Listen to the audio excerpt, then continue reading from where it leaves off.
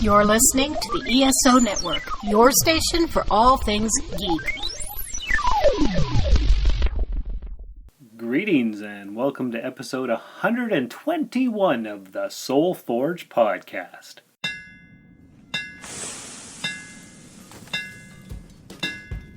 Welcome to the Soul Forge, a place of silent mystery, quiet contemplation, and outright mayhem. Join your host, Sean Vanderloo, as he guides you through the adventures of living. Together, we'll talk about life and love, sex and dating, joy and heartache, memories and loss, and so much more. Don't worry, it's not nearly as pretentious as it sounds. Get ready for life, the universe, and everything on the Soul Forge.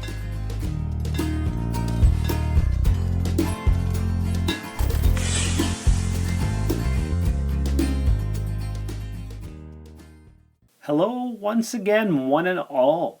Welcome to the Soul Forge. I'm Sean, your host. I've got a wonderful episode for you today. Wonderful just like always, of course. So sit back and relax. Unless you're in a car, don't relax too much. Today I was thinking, what the heck am I going to talk about that I haven't talked about already? And there's quite a few topics. There's hundreds more episodes to come, probably, maybe, if I keep going. But I was thinking about some ideas, and I was like, you know what? The last two episodes was a couple of conversations I had with Trish, my baby mama, Bishop's mom, and talked about our life together and different versions of reality and whatnot. And I thought I could keep going about that and maybe talk more about decisions and opportunities and things like that. But I want to switch gears a little bit. I thought I could talk about, or maybe give you guys a bit of an update about what's happening at work. As you know, just over 2 weeks ago, Canada Post here in Timmins changed our routes around to make them more efficient. We had 18 routes, and now we have 17. So, of course, the remaining routes get longer. So that happened, and we're all pretty friggin' miserable. I'm sore every day. I walk about 2 to 3 kilometers more per day than I did on my old route, so that's great fun. But do you guys really want to hear about how miserable I am at my job and how I hate it and how I want to quit every day? No, you guys don't want to hear about that because that is depressing and that's not what you're here for. You're here for some uplifting kind of material topics and whatnot. But if you do want a whole episode about how miserable I am, I would be glad to provide that for you because I'm here for your support. I'm here to give you what you want. So if you do want an upcoming episode about the misery and the drudgery of delivering the mail here in the Great White North, you can email me, soulforgepodcast@gmail.com, and say, hey, Sean, we would love to hear all about how much your job sucks. So if that's something that you want, let me know, and I'm willing to provide you with any topic that you want. Not just about the suckage of work, any kind of topic you guys might want my perspective on, I'd be happy to oblige you and provide you with that material and my witty insights, because that's what I'm here for. But that's not this week. And then I thought, what about talking about Steel City NerdCon that just happened this past weekend? Me and brother Robin went back home to our old stomping grounds, Sault Ste. Marie, Ontario, where they held the second NerdCon. We had it at the Bush Plane Heritage Museum this time. I'd never been there before.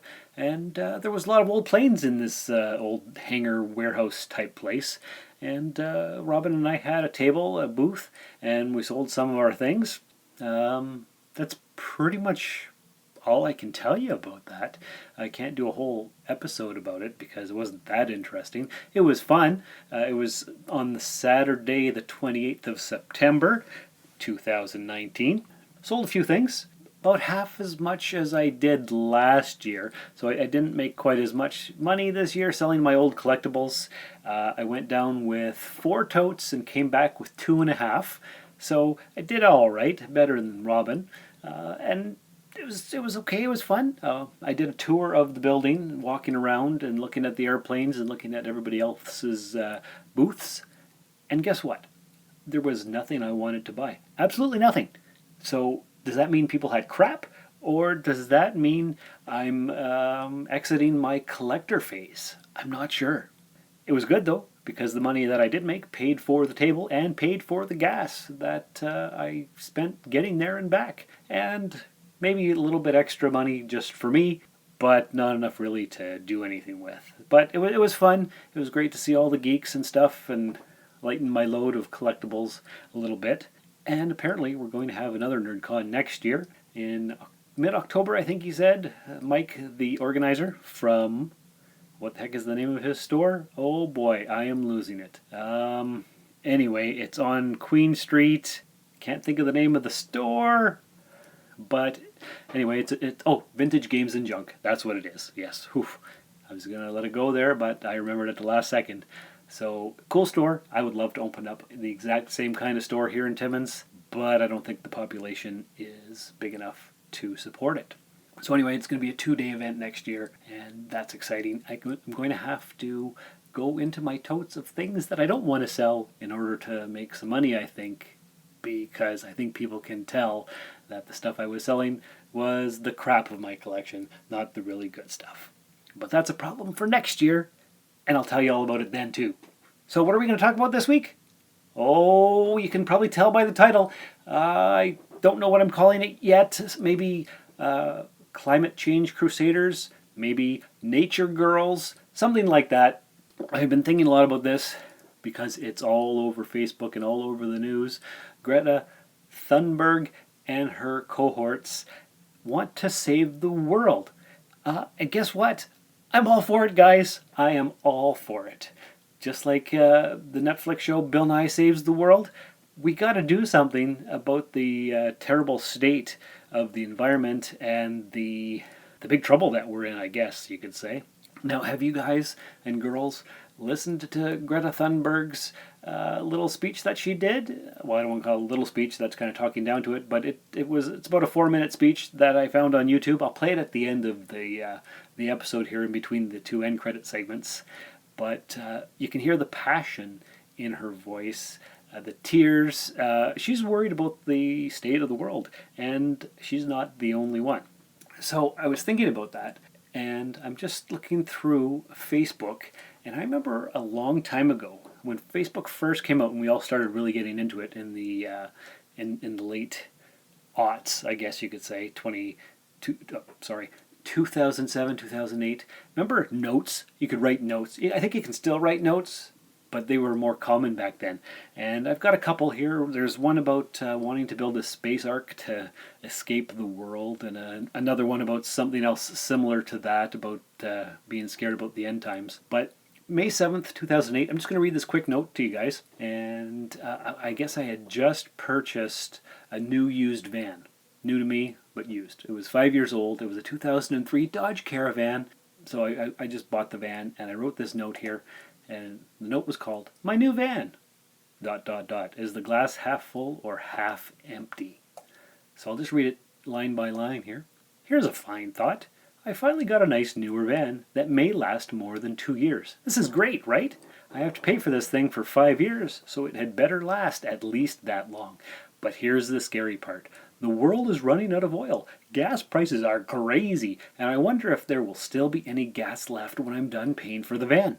Or, if there is still oil and gas, will I be able to afford the gas to run the van? 5 years is a long time, and so much can happen. I had a vision of hundreds of cars rotting and parked where they ran out of fuel. They're just sitting on the side of the road, and people are living in them. Only the wealthy can afford houses and decent food. I see roving bands of thieves and murderers killing for fuel and scraps of food and warmth. I see remote settlements with hungry, dirty people, guarded with any weapons they can find. Settlements with old cars and buses for houses and for walls of protection. Perhaps I've seen too many movies, but with the state of the world and the prices of everything going up, I can very well see all this coming about." Scary thoughts for sure. So that was the beginning of May 2008. That's 11 and a half years ago almost. So I've always had climate change and the state of the world on my mind. It's always been a thing that I've worried about. I remember always talking about wanting to reduce my carbon footprint and how we better watch out because the ice caps are melting and temperatures increasing. Talked about it a lot. Never so much as the girl crusaders, crusading young ladies.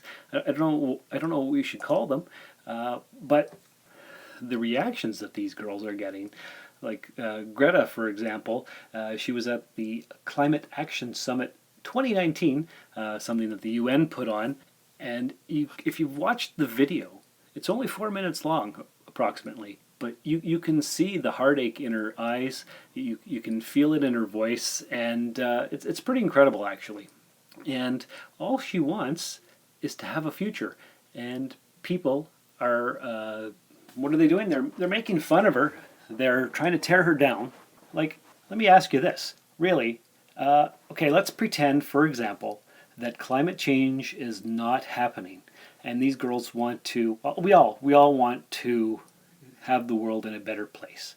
Okay, so climate change is not real, and we go ahead and we invest in renewable resources and wind and solar and all that good stuff, and we make the world a cleaner place. Okay, great. So what's the worst thing that we did? We created new industries and new technology and new jobs. We helped to cool the earth a little bit. We made sure that the glaciers aren't melting because they're pretty much disappearing at an alarming rate. And I just heard something somewhere.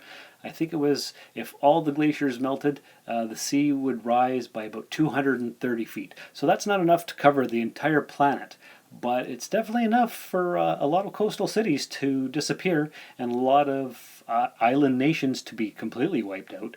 So let's not do that. Let's save the world.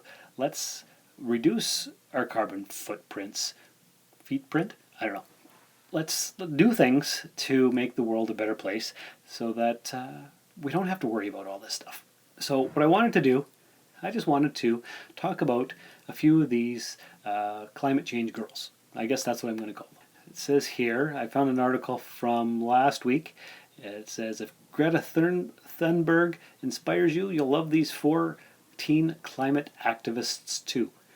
And before I talk about them, did you guys know that what they're doing is, well, the anti-Trump supporters who are actually on Greta's side, they've taken his Make America Great Again hat and changed the slogan from Great to Greta, so Make America Greta Again. It's kind of funny, using Trump's words against him, which is awesome. So anyway, so we've got Greta. She's 16 years old, she's from Sweden, and she's the most visible face of climate activism movement. And we've also got a Canadian on the team, Autumn Pelche. She's a 13-year-old, now excuse me if I get this wrong, Anishinaabe girl from Wecwemkoong First Nation in Canada. Now I'm not native and I can't say those words properly, but I'm going to say Anishinaabe girl from Wecwemkoong First Nation. And she's a vocal advocate for protecting water. And she basically said, most people don't think water is alive or has a spirit, but her people believe it to be true. They believe that water is sacred because we're born of water and we live in water for 9 months. And she says, my heart is not for sale and neither is the water in our lands. One day I will be an ancestor and I want my great-grandchildren to know I tried hard to fight so they can have clean drinking water. Our water deserves to be treated as human with human rights. We need to acknowledge our waters with personhood so we can protect our waters. Our water should not be for sale. We all have a right to this water as we need it, not just rich people, all people. No one should have to worry if the water is clean or if they will run out of water. No child should grow up not knowing what clean water is or never knowing what running water is. Mr. President, we need to work together. Now is the time to warrior up and empower each other to take a stand for our planet. We need to sustain the little we have now and develop ways not to pollute the environment and sustain relationships with Mother Earth and save what we have left. I hope to keep my heart in a good place so I can come back and see how much we all have improved with our promise to Mother Earth. Let's not let water and Mother Earth down. Miigwech. Thank you.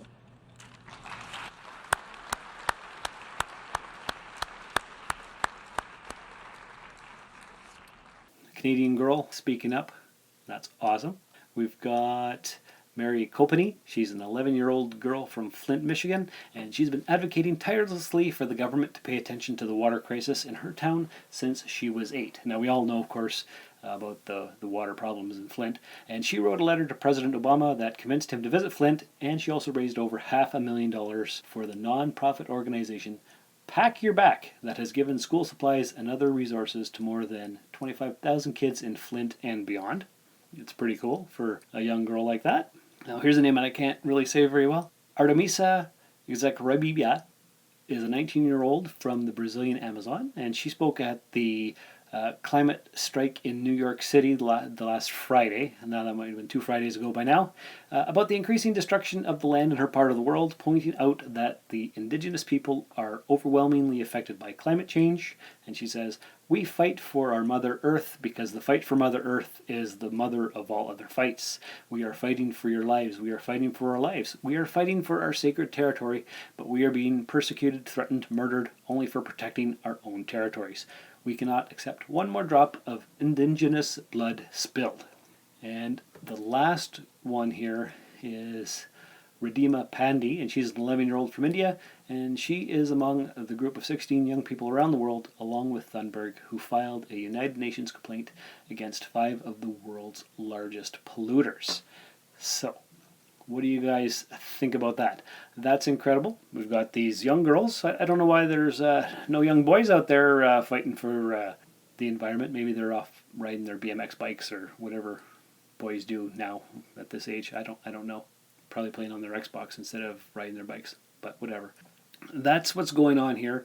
They're fighting for the future. They are tired of runaway capitalism and economic progress at the expense of the lands and the environment and the oceans and our health. And you know what? They're friggin' right. Each and every one of us should do our part, whatever we can do. That can of pop, don't throw it in the garbage, throw it in the recycle bin. That's the little something that you can do. That's not much of anything, but it's something out of the landfill. And you know what? I don't even really know if recycling actually does anything. I would like to imagine that it does, but who can say? You know, because there's so much stuff going on that we don't know about. Remember a few weeks ago, we finally found out that the Amazon rainforest is burning down to the ground. Nobody's talking about it, but it's happening. All these things are happening, and nobody's really talking about it. And the president himself says here, I'm just going to read a little bit of an article. It says, "The President of the United States openly mocked a teenage girl. After dismissing the 16-year-old climate activist Greta Thunberg in person and earning her ire, he tweeted to his 65 million followers, 'She seems like a very happy young girl, looking forward to a bright and wonderful future. So nice to see.' Dismissive, sarcastic, mocking, utterly typical. Is anyone surprised? The Republican Party has a teenage girl problem, and Thunberg knows what's up. On Monday, she gave an impassioned and emotional speech at the Climate Summit in New York. 'You have stolen my dreams and my childhood with your empty words.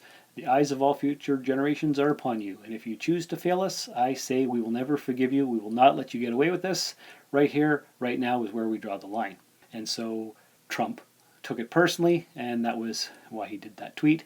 And so she fought back, and she changed her Twitter bio to read, "A very happy young girl looking forward to a bright and wonderful future." So that's what she did. Then there's a Fox commentator, Michael Knowles, and he called Thunberg a mentally ill Swedish child who is being exploited by her parents and by the international left. Now, apparently he issued an apology, but really it's like they're afraid of these people who want to save the world. And why don't they just help?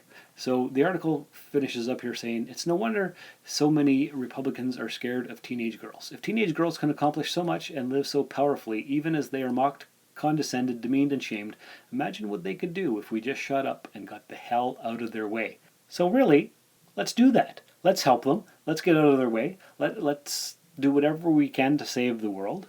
I guess this became kind of a soapbox type message, but no, you know what? I agree with them, and I think the world is worth saving. I for one, want to see where we can go, how much we can do, all the good stuff that can happen, because there's so much to live for, and life is so exciting, and other than work sucking, you know what? Everything's fine. Okay, so I got a little bit carried away, but there are a lot of articles that you can read about these ladies, and there's more. I was just looking through and seeing what else that I could find here, and there's more than just the 4 or 5 that we're talking about. There are so many. So just do a quick search on Google and you'll find them. But anyway, in all the excitement, I totally forgot to play a promo for another podcast here on the ESO network, so I'm going to do that right now.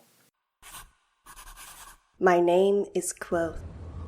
I tread paths by moonlight that others fear to speak of during the day. I've talked to gods, loved women, and written songs that make the minstrels weep. You may have heard of me. Join Mandy and her friends as they explore Patrick Rothfuss's best-selling fantasy series, The Kingkiller Chronicle. You can find us at casterquest.com or on the ESO network. And that was wonderful. Hope you guys check out that podcast, whatever promo that I played while I edit this later on. But anyway, support the ESO network, support the climate change fight, don't be scared, stand up for what you believe in, do all those things. Maybe leave a 5-star review in the iTunes store for the podcast. I haven't asked for one of those in a while. You know what? It doesn't hurt to ask. That's all you need to do. Just ask. Help each other out. We're a global community. Everything's important. Everything is sacred, but nothing's as sacred as we want it to be. That's not the end, remember, but it could have been. But anyway, now I'm just rambling because there's so much more that I could say about this topic, but what I'd rather do is end the show and play Greta's speech for you guys right after the first set of end credits. So think about everything, do what you can do your part, and until next time, remember, not being where you want in life is okay. Doing nothing about it is not. This has been another episode of the SoulForge Podcast. Find us on Twitter at SoulForgePod or email the show via soulforgepodcast@gmail.com. SoulForge is a production of Sean Vanderloo and Friends. You can find Sean on Twitter and Instagram at Darth Vaderloo. Remember to visit soulforgepodcast.com for all of our social media links and share the show with everyone you know. Thanks for stopping by the Forge. We'll keep the fires lit until your next visit. My message is that we'll be watching you.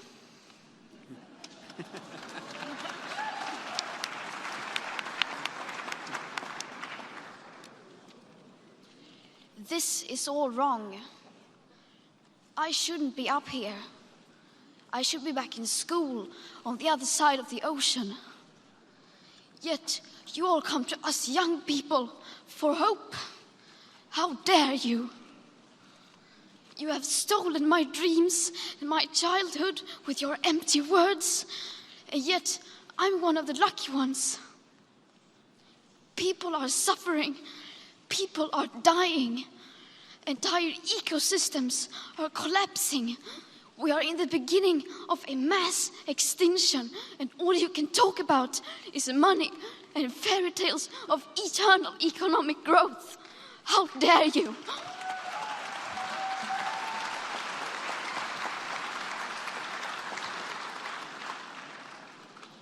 For more than 30 years, the science has been crystal clear.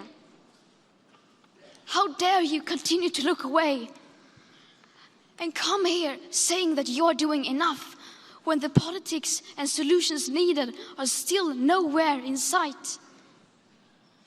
You say you hear us and that you understand the urgency. But no matter how sad and angry I am, I do not want to believe that. Because if you really understood the situation and still kept on failing to act, then you would be evil, and that I refuse to believe.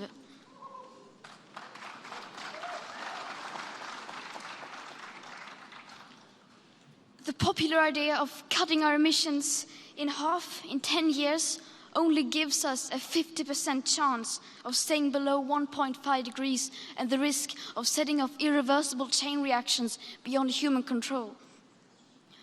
50% may be acceptable to you, but those numbers do not include tipping points, most feedback loops, additional warming hidden by toxic air pollution or the aspects of equity and climate justice. They also rely on my generation sucking hundreds of billions of tons of your CO2 out of the air with technologies that barely exist. So a 50% risk is simply not acceptable to us, we who have to live with the consequences. To have a 67% chance of staying below a 1.5 degrees of global temperature rise, the best odds given by the IPCC, the world had 420 gigatons of CO2 left to emit back on January 1st, 2018. Today, that figure is already down to less than 350 gigatons.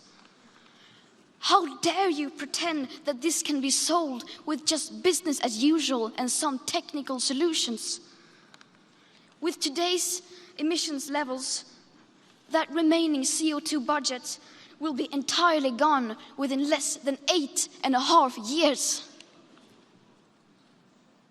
There will not be any solutions or plans presented in line with these figures here today, because these numbers are too uncomfortable and you are still not mature enough to tell it like it is. You are failing us. But the young people are starting to understand your betrayal. The eyes of all future generations are upon you. And if you choose to fail us, I say we will never forgive you.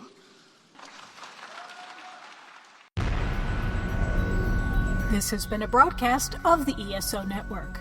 Be part of the crew and help support our shows by donating to our ESO Patreon or by shopping through Amazon.com or the TeePublic store, which can all be found at www.esonetwork.com. The ESO Network, your station for all things geek.